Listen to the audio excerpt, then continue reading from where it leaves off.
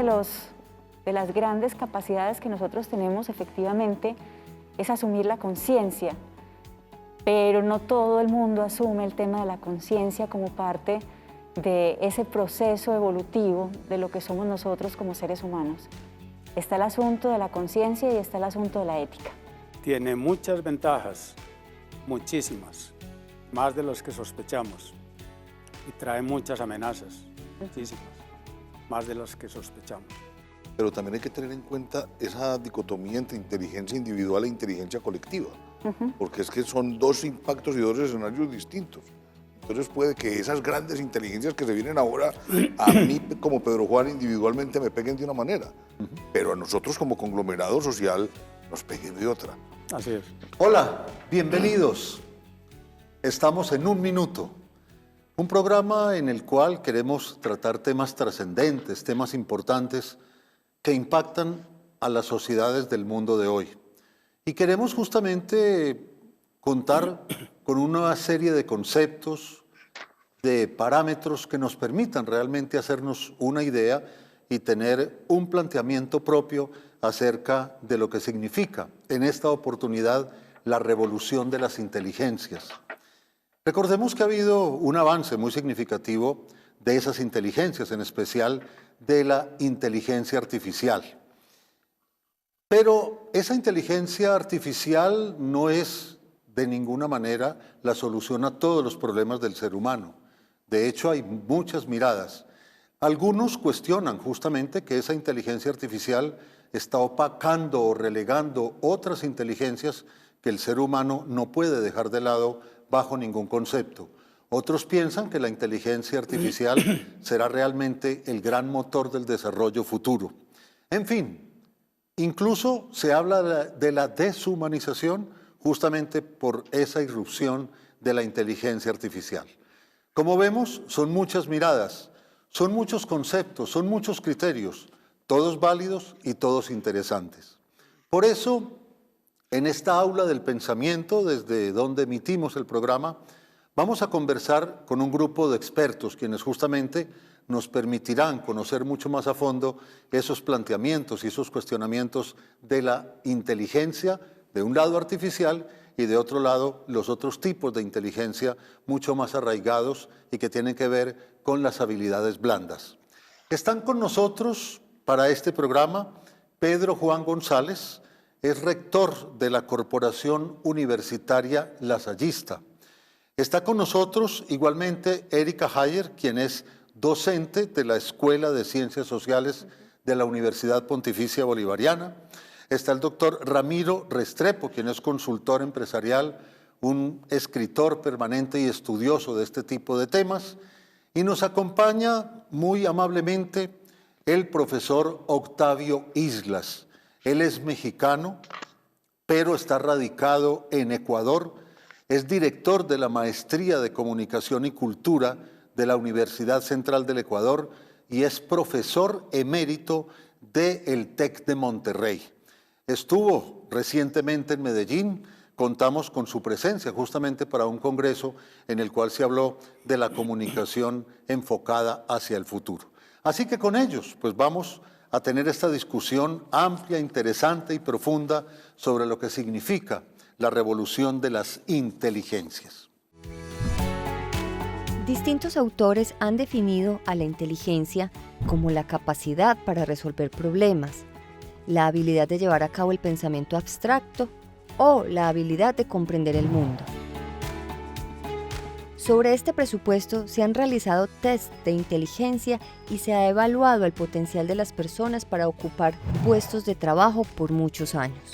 No obstante, esa comprensión tradicional se ha cuestionado porque omite otras facetas de la inteligencia, como la sensibilidad frente al ambiente, la capacidad de entender las emociones, la facultad para relacionarse, la aptitud para afrontar los problemas, entre otras habilidades que salen del ámbito laboral y se circunscriben con necesidades humanas a gran escala.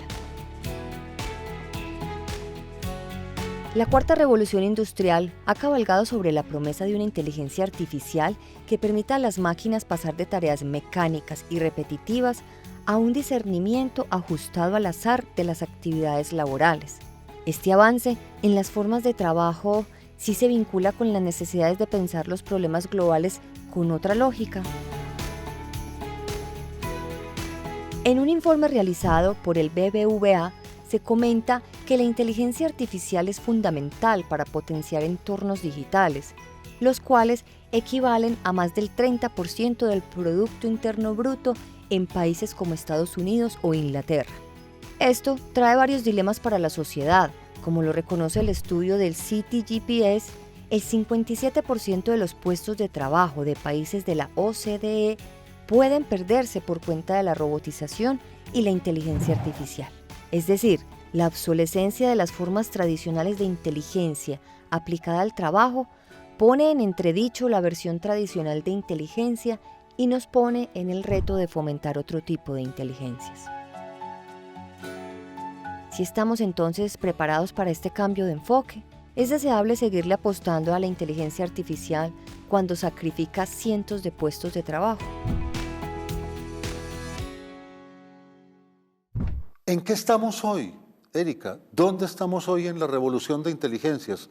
En esa escala de desarrollo, ¿estamos comenzando, estamos mediando o estamos ya muy hacia el final? Ya estamos bien adelantados.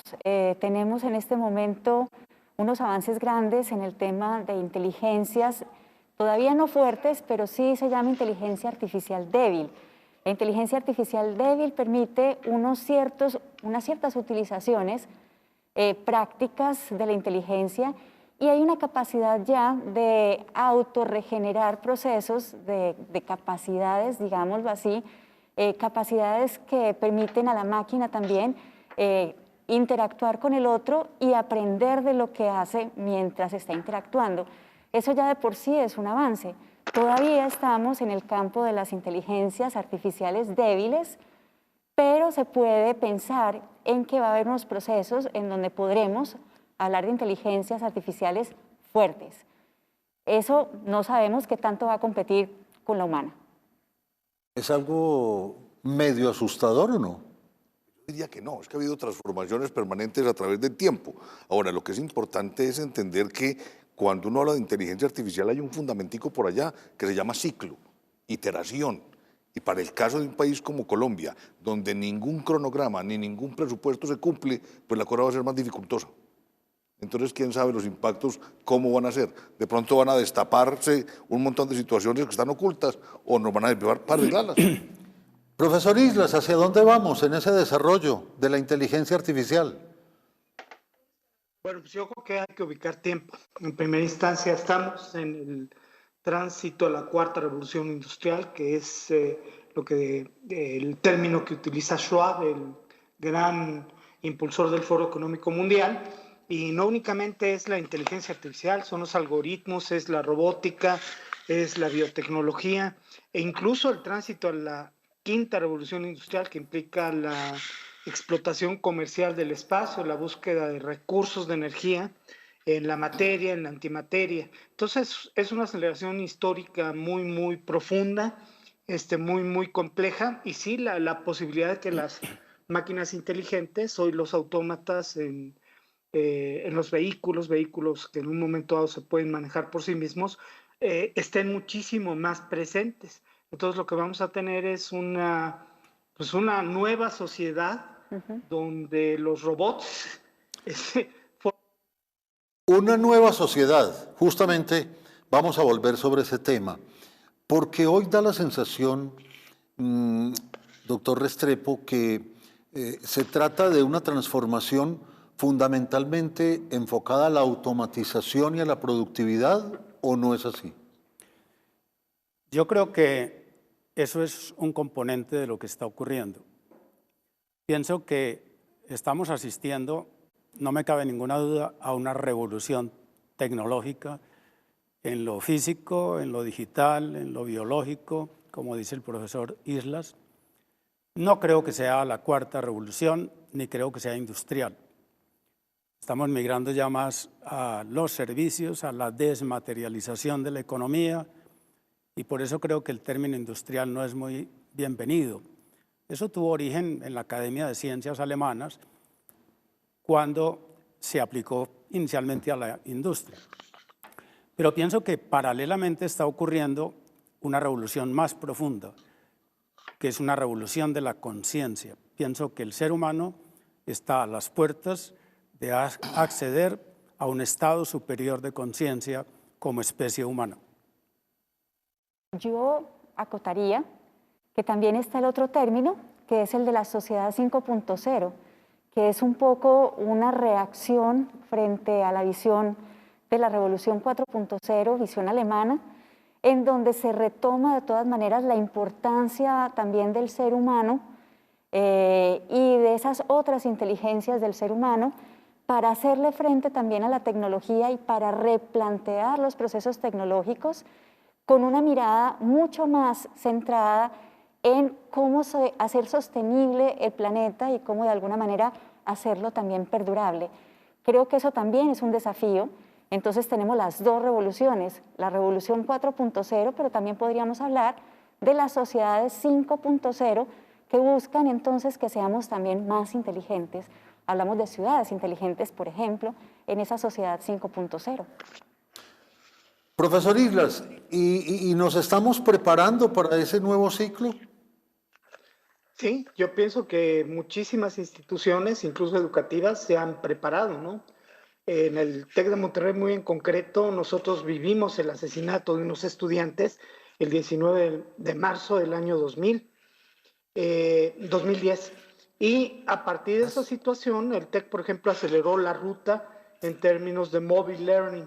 Si ya en un momento dado la educación a distancia, satelital, vía internet, ya eran parte de la agenda cotidiana del TEC, bueno, pues como estábamos ante un estado fallido, en el caso concreto de México, tuvimos que acelerar el paso para instalarnos en el imaginario de mobile learning, que cualquier estudiante en cualquier momento y en cualquier lugar pueda recibir su clase. Entonces estábamos en una situación muy favorable ante la eventualidad de una pandemia tan feroz como la que hemos estado viviendo en estos meses recientes, ¿no?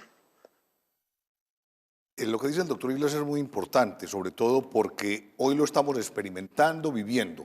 Ahora, personalmente considero que no nos debemos dejar descrestar por la tecnología por sí misma, sino qué impacto tiene para el logro, por ejemplo, de la equidad en términos de nuestra sociedad.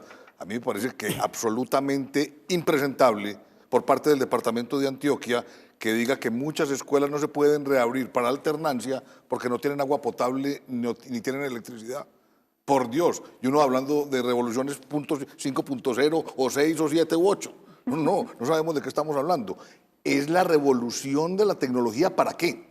Claro. Si es simplemente como una moda, pues yo personalmente paso, aunque parezca anacrónico. Perfecto. Aunque también hay que pensarlo. Cuando uno habla, por ejemplo, de sociedades 5.0, que es el caso, digamos, de las llamadas sociedades ultrainteligentes, como se quiere de pronto en el Japón, nos plantean un reto que tiene que ver mucho con lo humano, tiene que ver mucho con lo social, y es que no es solamente una inteligencia desde el punto de vista de que la ciudad sea inteligente porque tecnológicamente tiene unas capacidades de interacción con las tecnologías, sino que también las ciudades inteligentes tienen que ver con eso mismo, con cómo solucionar unas necesidades que son claras, que son básicas, pero de forma inteligente. Es decir, cómo hacer mejor, por ejemplo, un servicio público tipo el agua, el alcantarillado, pero pensando también en cómo eso se nos permite conseguir otro tipo de recursos o reutilizar recursos de modo que no perdamos esa posición de ser sostenibles también como ciudades. Pero a ver, doctor Restrepo, usted que se mueve en el ámbito empresarial, ¿el empresarismo está enfocado a ese concepto humanista o realmente tienen la mirada mucho más tecnológica? Tengo una visión ambivalente. Pienso que hay empresarios muy inteligentes en el mundo, incluso acá en nuestro medio, que lo están haciendo bien, pero son una élite muy reducida y no sé si tengan la suficiente fuerza para cambiar el rumbo. A mí me preocupa mucho lo que hemos observado este año. Se los pongo de esta manera. Los ultrarricos del mundo se han enriquecido más. y las clases medias y pobres se han empobrecido más. Miremoslo desde otra óptica. La cuarta revolución industrial va a toda marcha aún dentro de la pandemia y la crisis. La Agenda 2030 de Naciones Unidas con los Objetivos de Desarrollo Sostenible está regresando a niveles previos al 2015 en términos de pobreza. Ahorita Dramáticos. Ahora así. hablaremos de ese desfase. ¿Cómo cerrar esa brecha, profesor Islas? Pues yo coincido en que los objetivos de desarrollo sostenible de Naciones Unidas no se van a alcanzar en el 2030. Erradicar la pobreza extrema y el hambre en el mundo no es algo tan sencillo. Y sí, como atinadamente Ramiro señalaba, pues hay muchísimos egoísmos en el mundo, ¿no? Uno de los empresarios emblemáticos de la quinta revolución industrial, Elon Musk, el dueño de Tesla, de Neuralink, pues es hoy el segundo hombre más rico del mundo. Entonces sí, la COVID-19 ha acentuado las desigualdades existentes, ¿no? Ha vuelto a los ricos más ricos, a los pobres más pobres, y es una década perdida para América Latina y para los países en desarrollo. Entonces, un panorama complicado, donde ciencia y tecnología pueden ser también remediadores, por supuesto.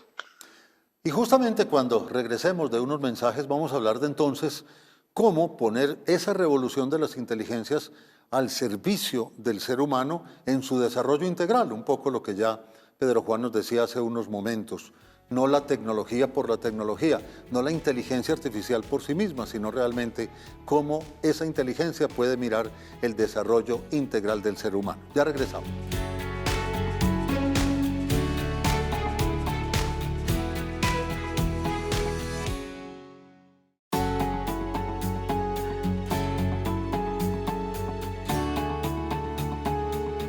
Continuamos en un minuto, hablando hoy sobre la revolución de las inteligencias.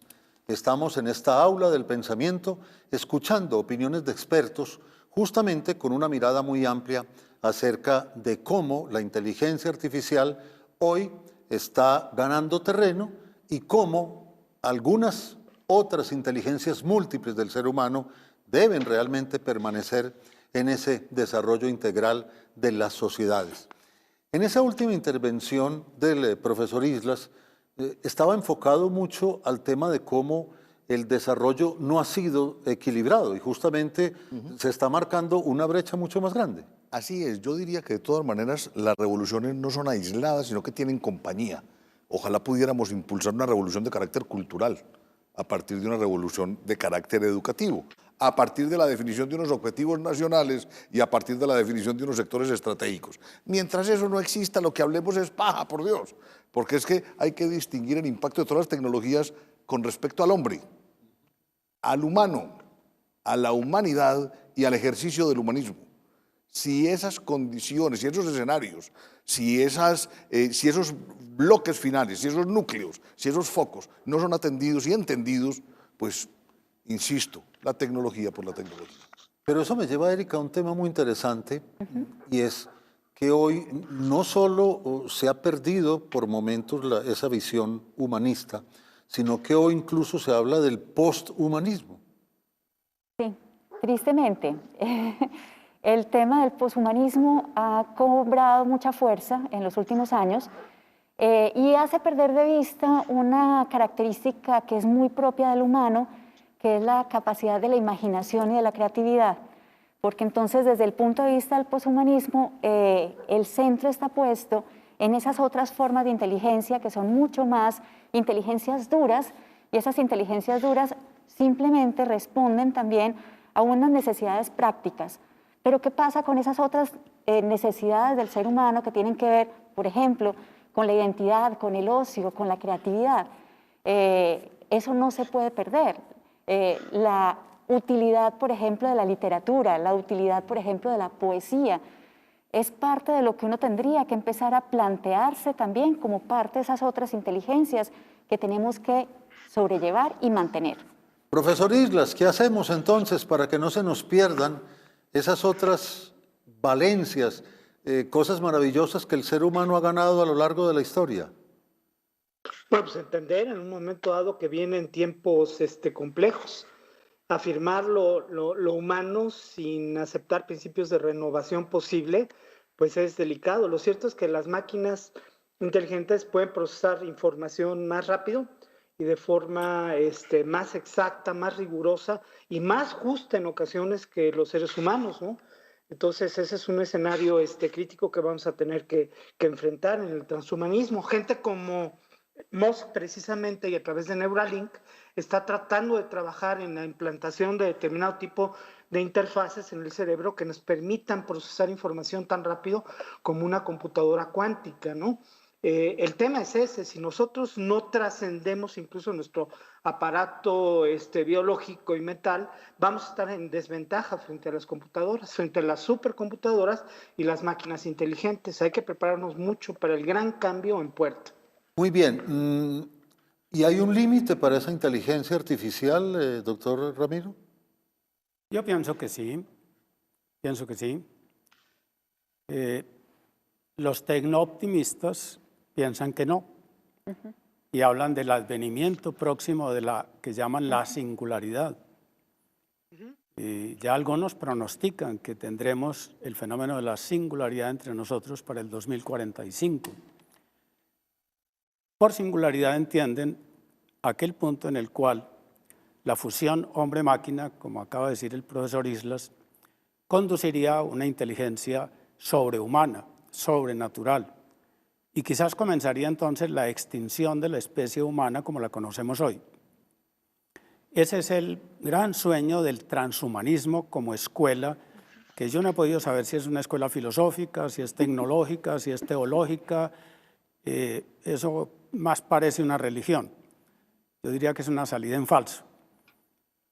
Sí, con un pequeño inconveniente adicional, como dice el doctor Ramiro, y es que cuando uno habla del transhumanismo, empieza a pensar, por ejemplo, en los cyborgs.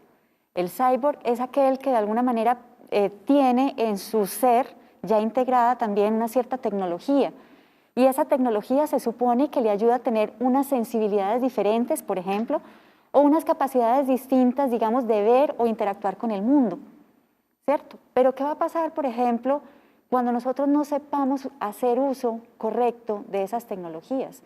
La gran preocupación también de los que son, digamos, los digamos, pesimistas, es qué va a pasar con el ser humano como lo conocemos hoy en términos, por ejemplo, del relacionamiento con el otro, en términos de las posibilidades de esa capacidad incremental que tiene nuestro cerebro de ir generando nuevas ideas y nuevos pensamientos.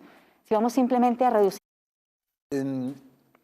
Eso vuelve a la esencia del cuento, es decir, si no hay un trasfondo ético, si no hay un trasfondo humano, vamos por un camino equivocado. Pues es que cuando pasaron esas pandemias por allá en el Renacimiento, eso sirvió para volver a colocar en el centro de la discusión al hombre, ¿cierto? Y se supone que cuando salgamos de esta va a haber otro centro de discusión. Alguien dirá, ¿es esta tecnología? Alguien dirá el medio ambiente. Hoy pareciera ser que se está inclinando la balanza hacia ese lado. Pero lo que es claro es que aquí estamos por humanos, para humanos y en función de humanos. Y si eso no está claro, no vamos a salir haciendo nada.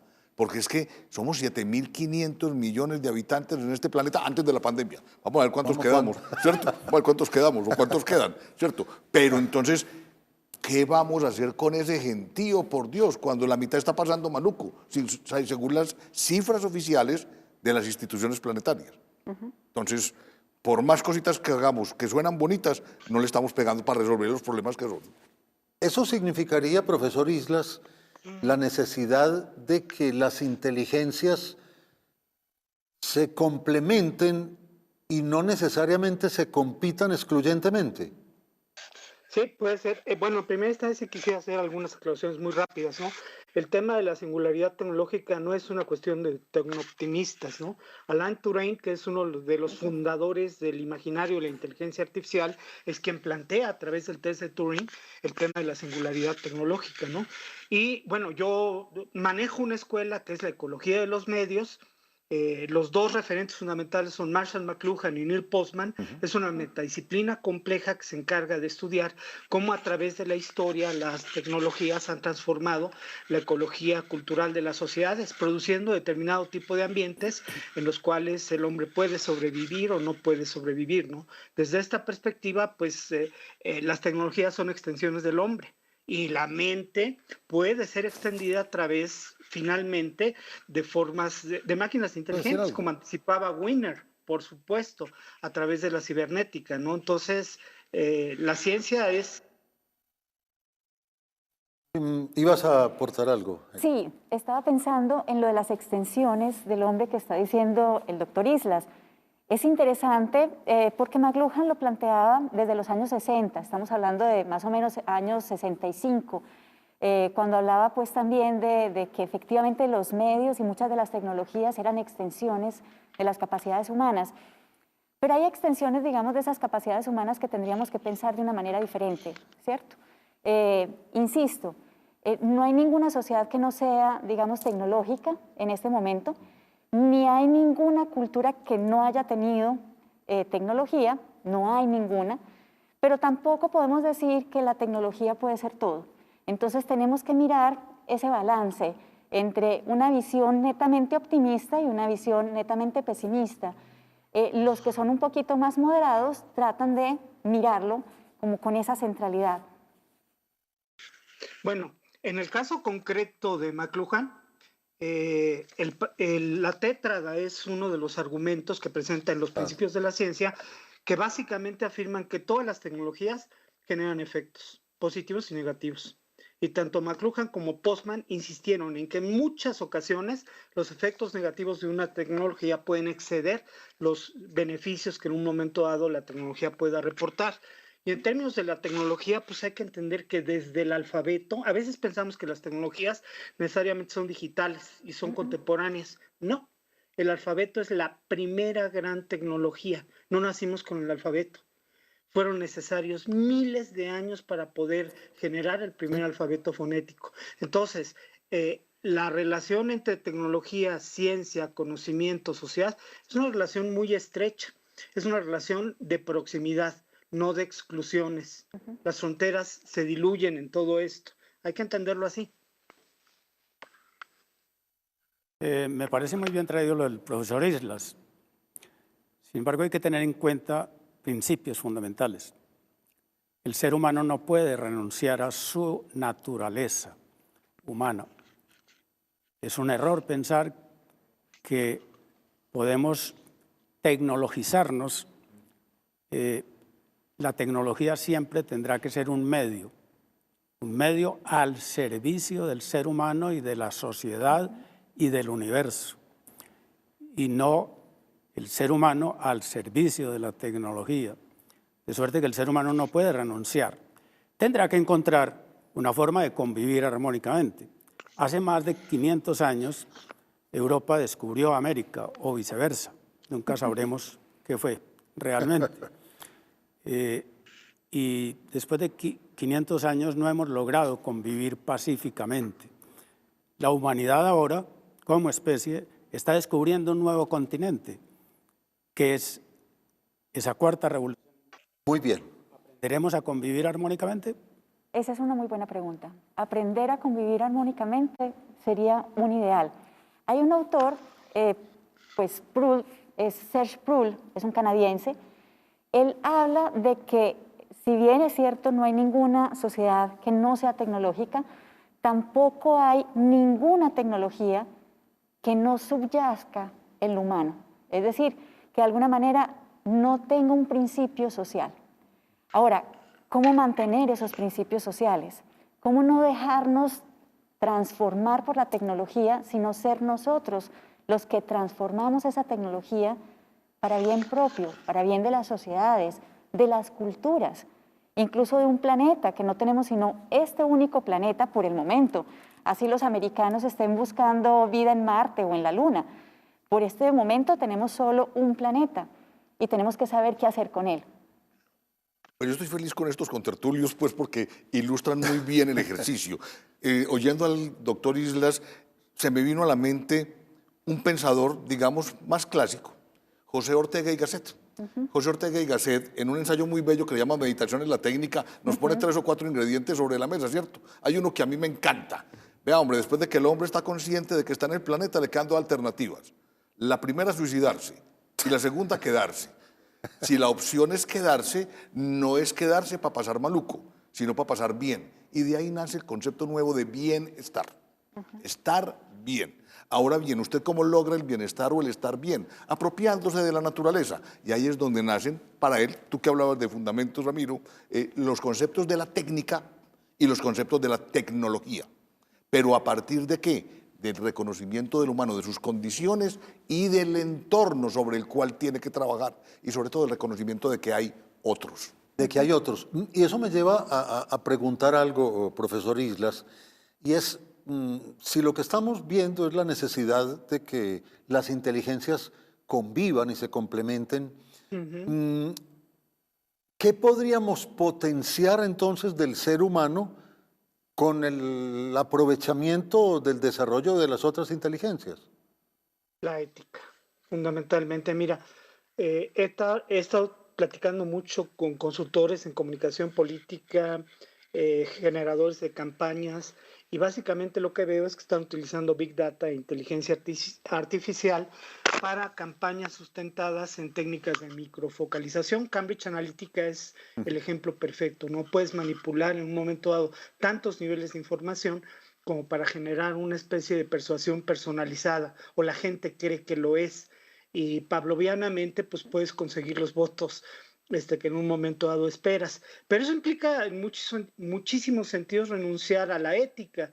Yo creo todavía en el diálogo socrático, en la persuasión con base en la capacidad y la firmeza argumentativa, y no tanto los dispositivos tecnológicos que puedes implementar para manipular a la gente. Pero estamos ante esa disyuntiva. La inteligencia artificial se puede aplicar en N cantidad de cosas. Algunas buenas, muchas malas.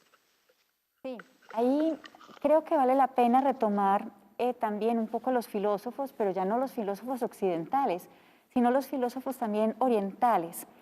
Este mundo necesariamente lo tenemos que mirar como un mundo que está formado por 4 dimensiones, ¿cierto?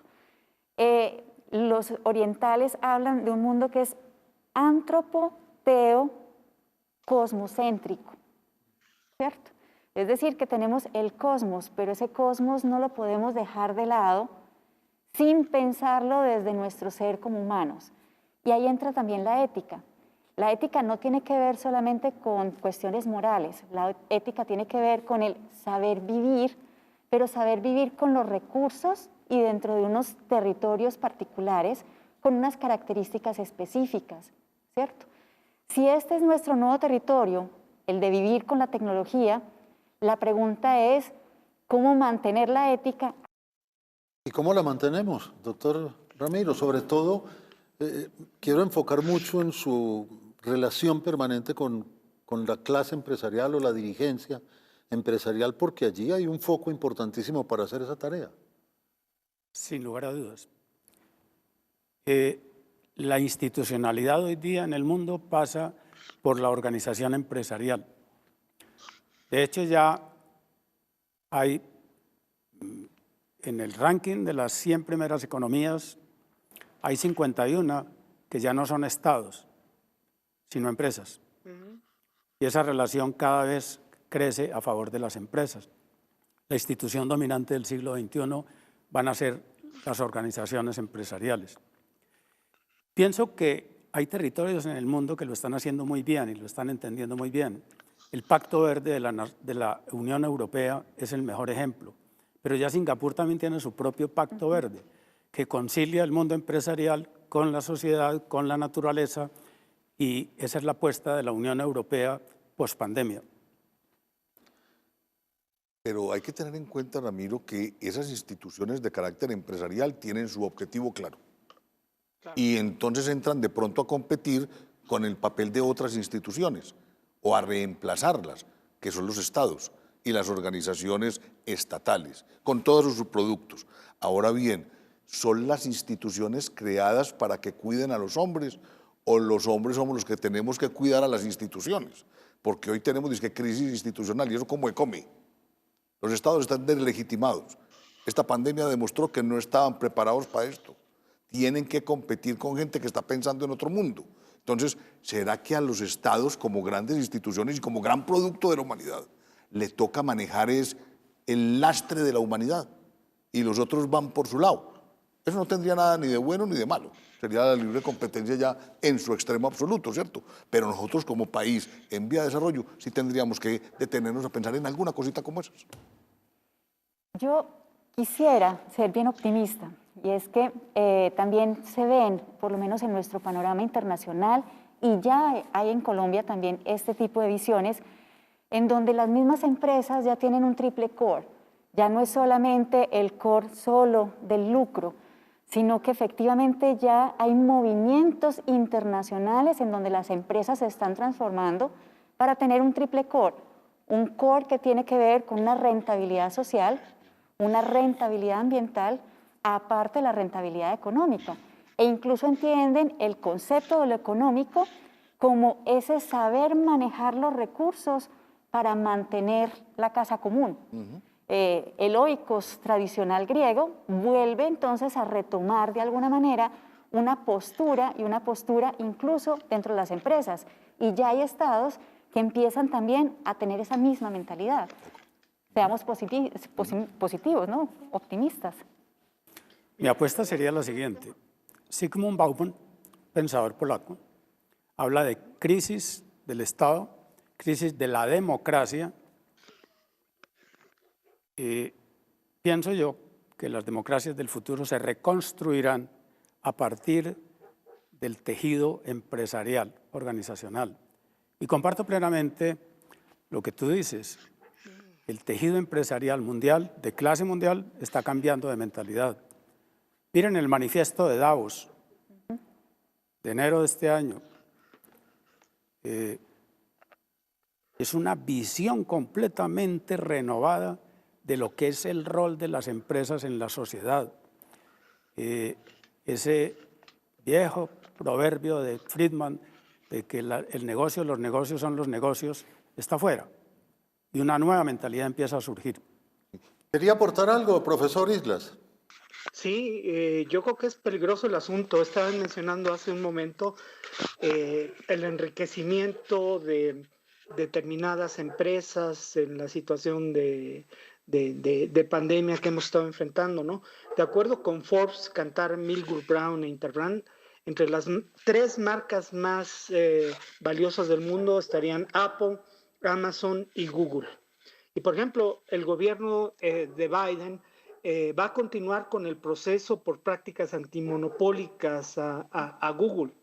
Si pensamos en un momento dado en las bondades de Alphabet, pues reunirían en un momento dado todas las condiciones de un corporativo ejemplar, pero en las prácticas específicas de Google, como de Amazon, como de Apple y como de Microsoft, pues todavía el tema de las prácticas monopólicas es recurrente, ¿no? Entonces, tú puedes predicar una falsa filantropía.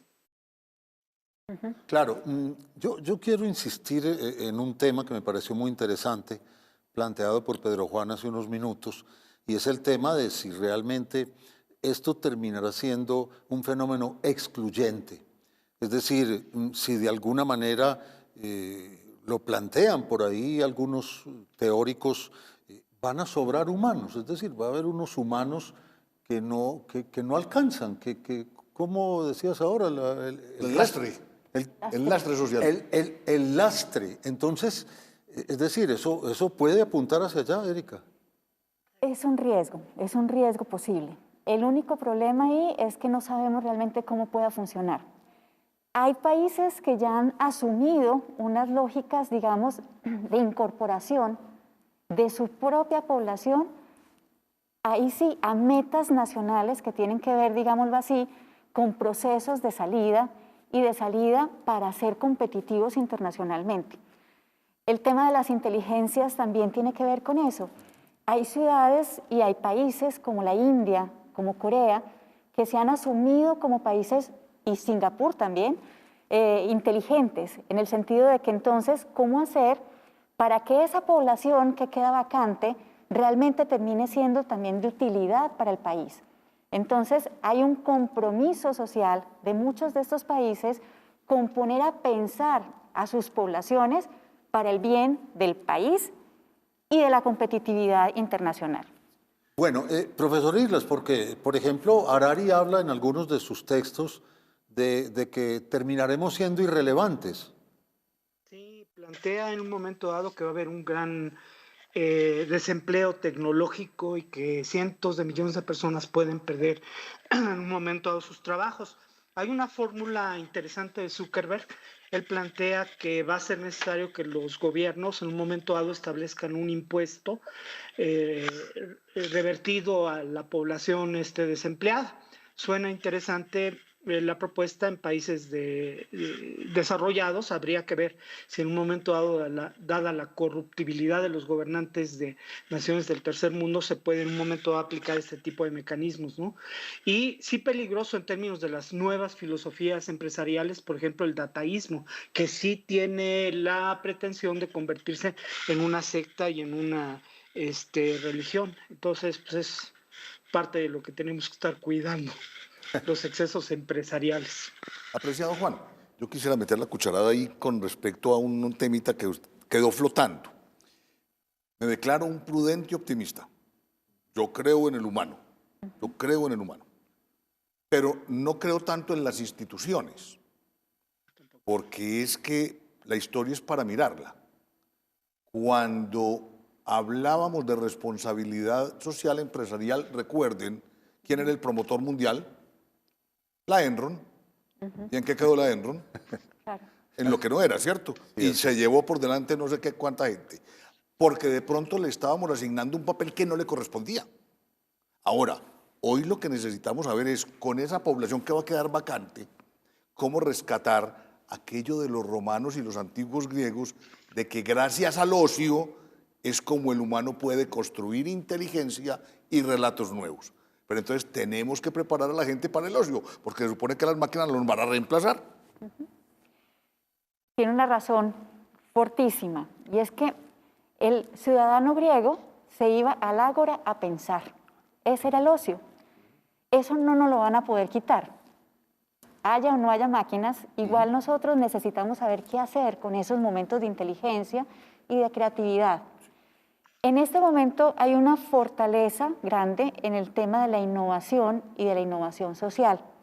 Cuando hablamos de innovación social no es simplemente una cuestión de moda, es una cuestión de poner en juego la creatividad para que esa creatividad, que es parte de esas inteligencias humanas, necesaria además para resolver las necesidades y las problemáticas específicas de los territorios, se ponga en juego intersectorialmente, y ahí entra entonces también la posibilidad de comprometer a una población, incluso de población vacante, para que parte de ese ejercicio de creatividad se revierta en procesos de solución.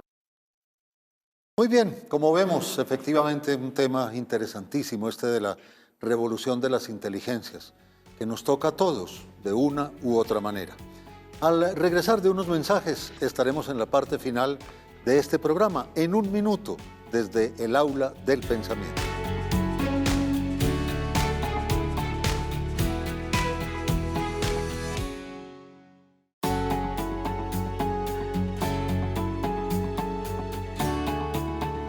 Continuamos en un minuto, hablando hoy sobre la revolución de las inteligencias, con el aporte de expertos, quienes justamente nos enriquecen la mirada sobre un fenómeno tan importante y tan actual. Quería, doctor Restrepo, retomar algo del tema de los griegos. Sí, particularmente, pues yo me crecí estudiando a los griegos y les tengo un gran aprecio, pero no podemos olvidar que detrás de ese ocio creativo de la Grecia había una gigantesca capa de población esclava que vivía en condiciones infrahumanas. Y eso es lo que permitía a la burguesía griega dedicarse a los creativos y regalarnos todo lo que nos obsequiaron. Algunos tecnooptimistas hablan de la Atenas digital. donde los nuevos esclavos aparentemente serían los robots y nosotros liberaríamos todo el tiempo para el ocio creativo. Pero Carlo Bordoni nos advierte, la tecnología hay que soportarla y habla del cognitariado como el nuevo proletariado del siglo XXI. De hecho, nace, por ejemplo, en las últimas décadas el concepto de capital cognitivo.